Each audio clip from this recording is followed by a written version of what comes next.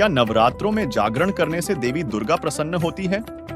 दर्शकों की नवरात्रि व्रत हो या फिर देवी दुर्गा के 9 रूपों की मूर्ति बनाकर पूजा करना या फिर नवरात्रों में जागरण करना, यह एक मनमाना आचरण है, क्योंकि इन क्रियाओं का वर्णन किसी भी धर्मशास्त्र में नहीं है। और इस विषय में गीता अध्याय 16 श्लोक 23 में कहा गया है कि जो साधक शास्त्र विधि को त्याग कर अपनी इच्छा से मनमाना आचरण करता है, वह न सिद्धि को प्राप्त होता है, न परम गति को और न सुख को ही।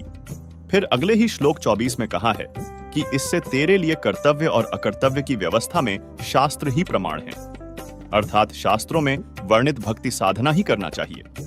साथ ही देवी जी ने तो स्वयं अपनी भक्ति करने के लिए मना किया है। देखिए संक्षिप्त श्रीमद् देवी भागवत के 7वें स्कंध के अध्याय 36 को, जिसमें देवी दुर्गा जी ने राजा हिमालय को ज्ञान उपदेश करते हुए कहा कि पर्वतराज, उस ब्रह्म का क्या स्वरूप है यह बतलाया जाता है। उस ब्रह्म को ही लक्ष्य बनाकर तुम वेधन करो। प्रणव ओम धनुष है, जीवात्मा बाण है और ब्रह्म को उसका लक्ष्य कहा जाता है। उस एकमात्र परमात्मा को ही जानो, दूसरी सब बातों को छोड़ दे।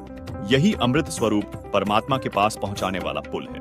संसार समुद्र से पार होकर अमृत स्वरूप परमात्मा को प्राप्त करने का यही सुलभ साधन है। इस आत्मा का ओम के जप के साथ ध्यान करो। इससे अज्ञानमय अंधकार से सर्वथा परे और संसार समुद्र से उस पार जो ब्रह्म है उसको पा जाओगे। तुम्हारा कल्याण हो। वह यह सबका आत्मा ब्रह्म ब्रह्मलोक रूप दिव्य आकाश में स्थित है। यानी देवी जी अपनी भक्ति करने के लिए भी मना कर रही हैं और एक ब्रह्म की भक्ति करने के लिए हिमालय राजा को कह रही हैं।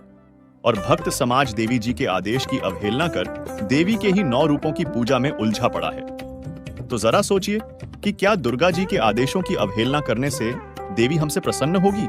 जिसका सीधा जवाब है कि माता आदेशों की अवहेलना करने वालों से खुश नहीं होगी।